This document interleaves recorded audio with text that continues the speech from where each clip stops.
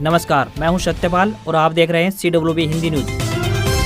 शक संवत 1947 विक्रम संवत 2082 आज फाल्गुन मास के कृष्ण पक्ष की 10वीं तिथि और दिन गुरुवार है। तदनुसार अंग्रेजी तारीख 12 फरवरी सन 2026। 10वीं तिथि आज दोपहर 12:21 तक रहेगी। उसके बाद एकादशी तिथि प्रारंभ हो जाएगी। आज महर्षि दयानंद सरस्वती जयंती है। आर्य समाज के संस्थापक महर्षि दयानंद सरस्वती का जन्म भी 12 फरवरी 1824 को हुआ था। महर्षि दयानंद सरस्वती 19वीं सदी के एक बड़े समाज सुधारक और धार्मिक नेता थे। वे आर्य समाज के संस्थापक माने जाते हैं। सच्चे हिंदू धर्म की पहचान करना, धार्मिक अंधविश्वास और कुरीतियों का विरोध करना, वेदों को सही रूप में समझाना और बाल विवाह, सती प्रथा, जातिवाद आदि के खिलाफ लड़ाई ही उनके जीवन का प्रमुख उद्देश्य था। सबसे पहले आज की सुर्खियां। हरियाणा सीएम का अधिकारियों को निर्देश, बुढ़ापा पेंशन जल्द जारी करें। 65 से 70 साल वाले 70,000 लोगों की होल्ड कर रखी है पेंशन। हरियाणा में दालों की खेती को मिलेगा बढ़ावा, विशेष नीति लेकर आएगी सैनी सरकार। HKRN में 851 पदों पर निकली भर्ती, 13 से 17 फरवरी तक करें आवेदन। जनगण मन से पहले गाया जाएगा वंदे मातरम, सभी 6 पैरा गाने होंगे जरूरी। स्कूलों में राष्ट्रगीत के बाद शुरू होगी पढ़ाई। बजट पर वित्त मंत्री का जवाब, पढ़ाई लिखाई पर GST नहीं, चंदन की खेती से भी हटेगी पाबंदी। हरियाणा में दिव्यांगों को राशन डिपो पर आते ही मिलेगा राशन, घंटों लाइन में खड़े होने से मिलेगा छुटकारा। 13 फरवरी को हिसार में लगेगा रोजगार मेला, ये कंपनी करेगी उम्मीदवारों का चयन। महेंद्रगढ़ की नहरों के जीर्णोद्धार को मंजूरी, 6 करोड़ 60 लाख रुपए की परियोजना। विधायक कंवर सिंह ने CM का जताया आभार। सूरजकुंड मेला हादसे से हरियाणा सरकार ने लिया सबक, बनने जा रही है देश की पहली झूला सुरक्षा नीति। हरियाणा में कर्मचारियों के लिए अहम फैसला, सीनियरिटी विवाद पर हाईकोर्ट स्पष्ट। देश भर में आज बैंक हड़ताल, नकद लेन देन, चेक क्लियरेंस जैसे काम अटक सकते हैं। सैमसंग का एनुअल इवेंट गैलेक्सी अनपैक्ड 25 फरवरी को होगा। 200 मेगापिक्सल कैमरा और टाइटैनिक बॉडी के साथ आएगा अल्ट्रा S26 और S26 plus. T20 world cup में वेस्टइंडीज की लगातार दूसरी जीत, इंग्लैंड 30 रन से हारा। तो वहीं दूसरे मैच में साउथ अफ्रीका ने अफगानिस्तान को डबल सुपर ओवर में हराया। 6 बॉल पर 24 रन चाहिए थे, अफगानिस्तान सिर्फ 19 रन बना सका।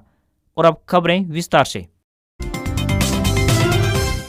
हरियाणा में मौसम लगातार शुष्क लेकिन गतिशील बना हुआ है। एक कमजोर पश्चिमी विक्षोभ के चलते आंशिक बादलवाई दिखाई दे रही है और तापमान में हल्की बढ़ोतरी दर्ज की गई है। मौसम विशेषज्ञों का अनुमान है कि 17 फरवरी से मौसम में बदलाव आएगा और फिर से धुंध और कोहरे की दस्तक होगी। चौधरी चरण सिंह हरियाणा कृषि विश्वविद्यालय के मौसम विभाग के अध्यक्ष डॉक्टर ML ने बताया कि फरवरी के दूसरे पखवाड़े में 17 फरवरी से एक नया पश्चिमी विक्षोभ उत्तर पर्वतीय क्षेत्रों में सक्रिय होगा, जिसके प्रभाव के कारण हिमालयी क्षेत्रों में बर्फबारी और बारिश के साथ साथ हरियाणा, NCR और दिल्ली में मौसम में बदलाव देखने को मिल सकता है। वैज्ञानिकों के अनुसार 16 फरवरी तक मौसम आमतौर पर शुष्क रहेगा और इस दौरान बारिश की संभावना नहीं है। मौसम वैज्ञानिकों ने बताया कि इस बार के पश्चिमी विक्षोभ के सक्रिय होने के चलते पूरे इलाके में बादलों का खेल जारी रहेगा और कुछ क्षेत्रों में धुंध और कोहरे के कारण दृश्यता प्रभावित हो सकती है।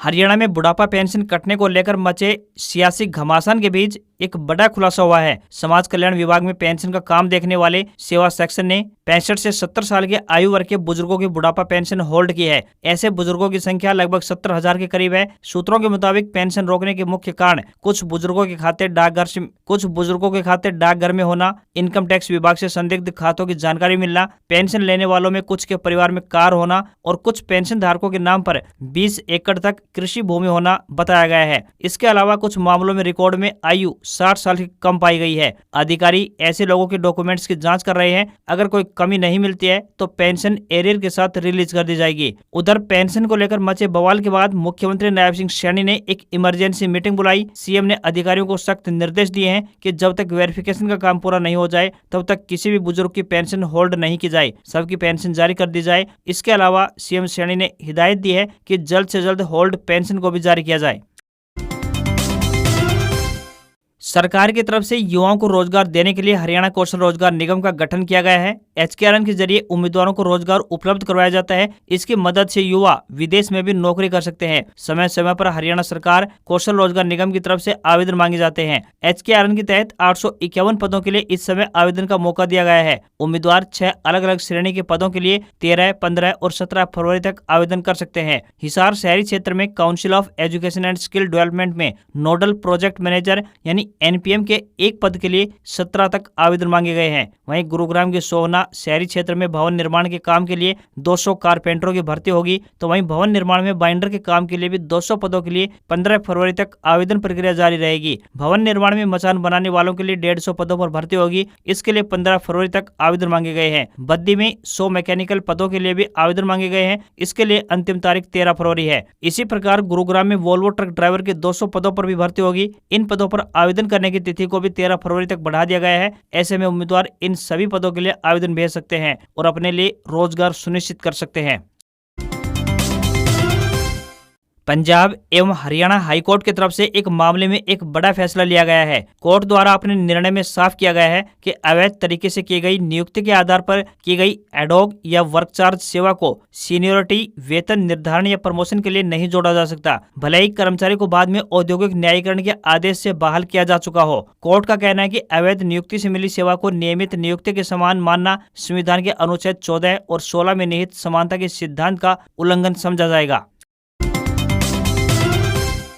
राष्ट्रीय राजधानी दिल्ली से सटे फरीदाबाद के सूरजकुंड में आयोजित अंतर्राष्ट्रीय हस्तशिल्प मेले में झूला टूटने की घटना के बाद हरियाणा सरकार अलर्ट मोड पर आ गई है। बता दें कि इस हादसे में एक पुलिस अधिकारी की मौत हो गई थी और कई लोग घायल हुए थे। इस दुखद घटना से सबक लेते हुए प्रदेश सरकार ने झूला सुरक्षा नीति बनाने का फैसला लिया है। इसमें विभिन्न मेलों में झूले लगाने से लेकर उनकी सुरक्षा के मानक निर्धारित किए जाएंगे। कोई दुर्घटना होने की स्थिति में झूला मालिकों की जवाबदेही तय की जाएगी। तो वहीं मेलों में झूले लगाने की अनुमति देने वाले अधिकारियों को भी इस नीति का हिस्सा बनाया जा सकता है। हरियाणा देश का पहला ऐसा राज्य होगा जहां झूला सुरक्षा नीति तैयार होगी। गंभीर रूप से घायलों को 1-1 लाख रुपए की आर्थिक सहायता राशि प्रदान की जाएगी। वहीं बलिदानी पुलिसकर्मी के परिवार के एक सदस्य को सरकारी नौकरी और आर्थिक मदद देने का फैसला भी सरकार ने इस समय लिया है। हरियाणा के मुख्यमंत्री नायब सिंह सैनी ने 10 से ज्यादा सरकारी विभागों के अधिकारियों के साथ बजट खर्च और जरूरी विभागीय योजनाओं की प्रगति की समीक्षा करते हुए जरूरी दिशा निर्देश जारी किए हैं। बिजली विभाग की योजनाओं की समीक्षा करते हुए मुख्यमंत्री ने खेती के लिए पंपों को सोलर आधारित करने के कामों में तेजी लाने के निर्देश दिए। उन्होंने कहा कि प्रधानमंत्री कुसुम योजना को समय पर लागू किया जाए, तो वहीं प्रदेश के सभी सरकारी भवनों पर रूफटॉप सोलर सिस्टम लगाने में भी तेजी लाई जाए। मुख्यमंत्री ने अधिकारियों को खस्ताहाल स्थिति में पहुंच चुके बस अड्डों का जीर्णोद्धार करने के निर्देश जारी किए हैं। अधिकारियों ने बताया कि टोहाना, बरवाला और कनीना में बस स्टैंड की मरम्मत और रखरखाव से जुड़े कार्य लगभग पूरे होने की कगार पर हैं, जबकि नीलाखेड़ी, बादली व बहल सहित कई अन्य बस अड्डों पर तेजी से काम चल रहा है। सीएम नायब सिंह सैनी ने अधिकारियों को छोटे उद्योगों को अधिक प्रोत्साहन देने के भी निर्देश दिए हैं। उन्होंने कहा है कि प्रदेश में दालों के उत्पादन को बढ़ावा देने की दिशा में भी नए प्रयास होने चाहिए। ज्यादा से ज्यादा संख्या में किसानों का दालों की खेती के प्रति रुझान बढ़े, इसके लिए विशेष नीति बनाने के निर्देश जारी किए। उन्होंने खैर के पेड़ों की गैर कानूनी कटाई करने वालों के खिलाफ सख्त कार्रवाई के आदेश भी दिए। उन्होंने कहा कि विदेशों में शिक्षा ग्रहण करना या काम करने के इच्छुक स्टूडेंट्स को विदेशी भाषा सिखाने के लिए स्पेशल कार्यक्रमों का आयोजन होना चाहिए। ज्यादा से ज्यादा हर हित स्टोर व सीएम पैक्स खोले जाएं और इनके संचालन की जिम्मेदारी स्वयं सहायता समूहों को सौंपी जानी चाहिए।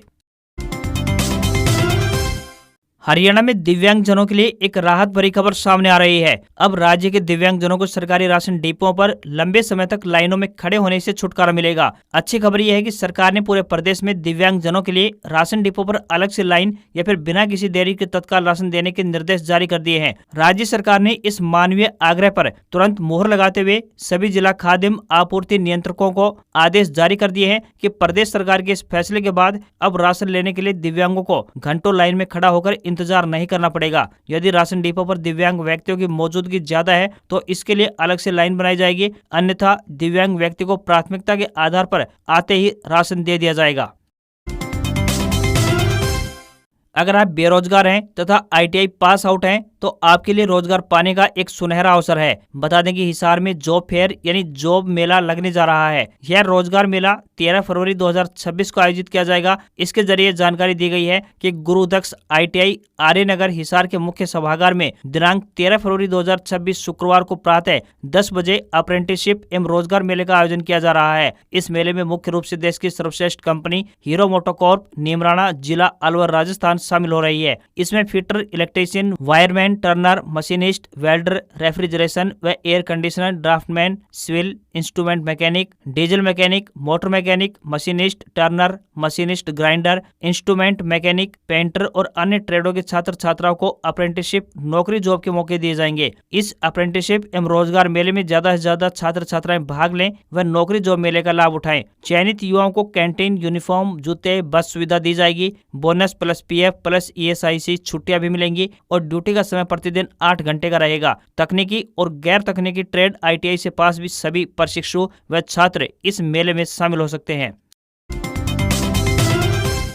केंद्र सरकार ने राष्ट्रगीत वंदे मातरम को लेकर नए दिशा निर्देश जारी कर दिए हैं। गृह मंत्रालय ने आदेश में कहा है कि अब सरकारी कार्यक्रमों, स्कूलों या अन्य औपचारिक आयोजनों में वंदे मातरम बजाया जाएगा। इस दौरान हर व्यक्ति का खड़ा होना अनिवार्य होगा। न्यूज एजेंसी पीटीआई के मुताबिक आदेश में साफ लिखा है कि अगर राष्ट्रगीत वंदे मातरम और राष्ट्रगान जन गण मन साथ में गाए या फिर बजाए जाए तो पहले वंदे मातरम गाया जाएगा। इस दौरान गाने या फिर सुनने वालों को सावधान मुद्रा में खड़ा रहना होगा। आदेश के मुताबिक सभी स्कूलों में दिन की शुरुआत राष्ट्रगीत बजाने के साथ ही होगी। नए नियमों के अनुसार राष्ट्रगीत के सभी 6 अंतरे गाए जाएंगे, जिनकी कुल अवधि 3 मिनट 10 सेकंड की होगी। अब तक मूल गीत के पहले 2 अंतरे ही गाए जाते थे। हालांकि आदेश में यह भी कहा गया है कि किन किन मौकों पर राष्ट्रगीत गाया जा सकता है, इसकी पूरी लिस्ट देना संभव नहीं है। यह पहली बार है जब राष्ट्रगीत के गायन को लेकर डिटेल में प्रोटोकॉल जारी किए गए हैं। केंद्र इस समय वंदे मातरम के 150 साल पूरे होने के उपलक्ष्य में कार्यक्रम बना रहा है। हालांकि सिनेमा हॉल को नए नियमों से दूर रखा गया है, यानी सिनेमा घरों में फिल्म शुरू होने से पहले वंदे मातरम बजाना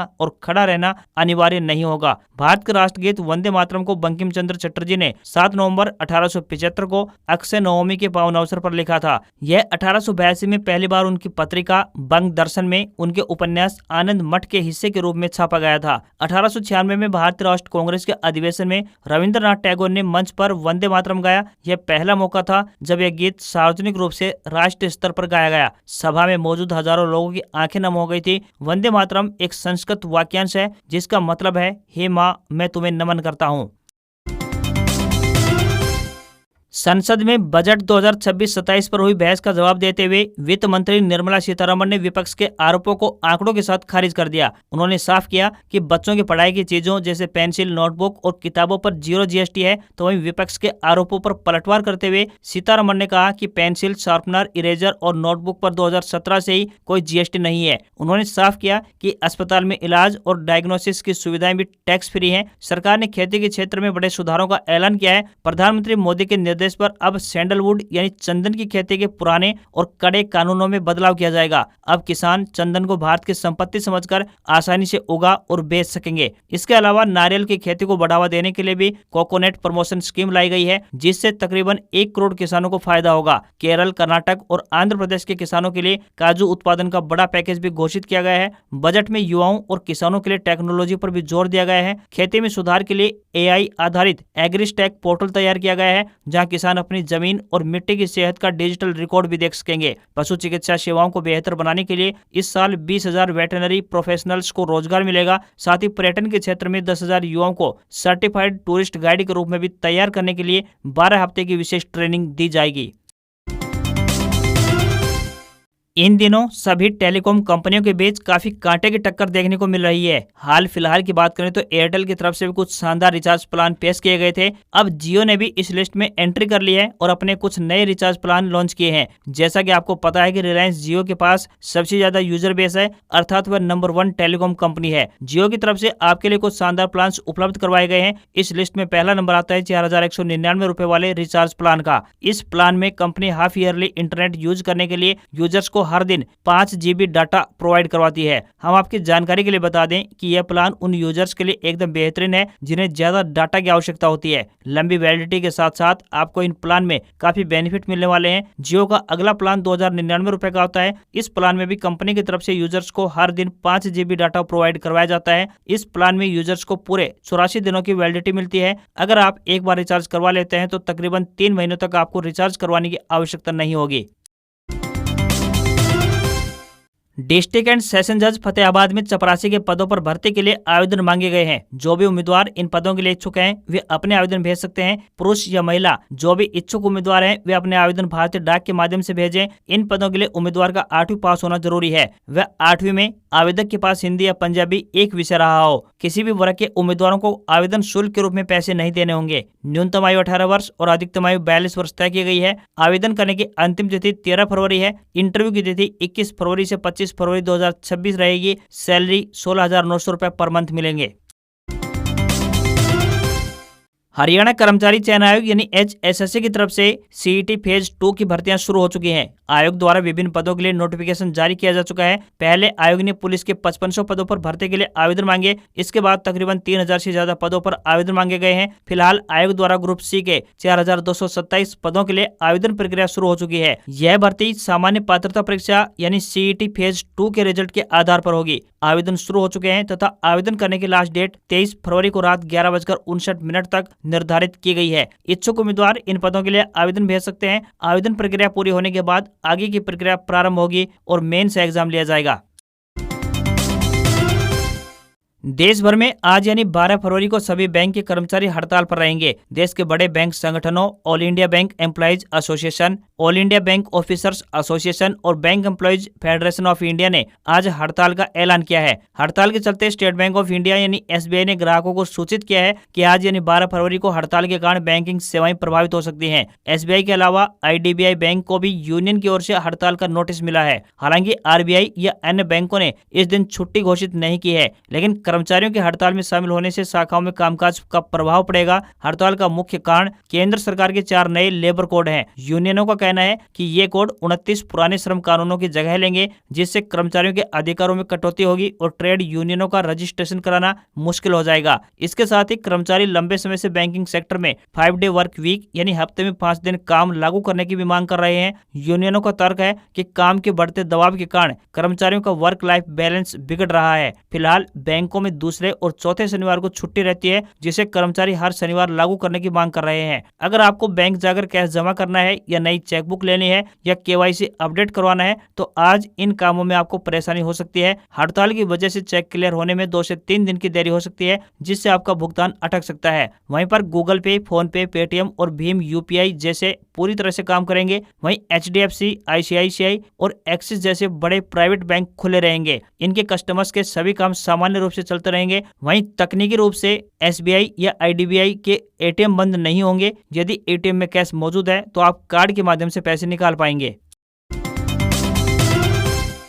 भारतीय शेयर बाजार में फ्लैट कारोबार रहा। सेंसेक्स 40 अंक की गिरावट के साथ 84,234 के स्तर पर बंद हुआ। वहीं निफ्टी में 19 अंक की बढ़त रही और ये 25,954 पर बंद हुआ। ऑटो और हेल्थ केयर शेयर्स में बढ़त देखने को मिली। वहीं IT और प्राइवेट बैंकों के शेयर्स में गिरावट रही। सेंसेक्स के 30 शेयरों में से 16 गिरकर बंद हुए। वहीं निफ्टी 50 में 26 में बिकवाली रही। सोने चांदी के दाम में लगातार तीसरे दिन तेजी रही। India Boolean and jewellers association के अनुसार 1 किलोग्राम चांदी की कीमत 7,349 रुपए बढ़कर 2,66,449 रुपए प्रति किलो पहुंच गई है। वहीं 10 ग्राम 24 कैरेट सोने की कीमत 1,067 रुपए बढ़कर 1,57,322 रुपए प्रति 10 ग्राम के स्तर पर पहुंच गई है। वहीं 22 कैरेट सोने का दाम 1,44,107 रुपए प्रति 10 ग्राम के स्तर पर पहुंच गया है। आज खबरों में बस इतना ही। देखते रहिए आपका अपना हरियाणा का सबसे बेहतरीन news channel CWB Hindi news. नमस्कार। इसी आशा के साथ आपका दिन शुभ रहे। आपकी प्रतिक्रियाएं और आपके सुझावों का हमें इंतजार रहेगा। आप नीचे दिए गए कमेंट बॉक्स के माध्यम से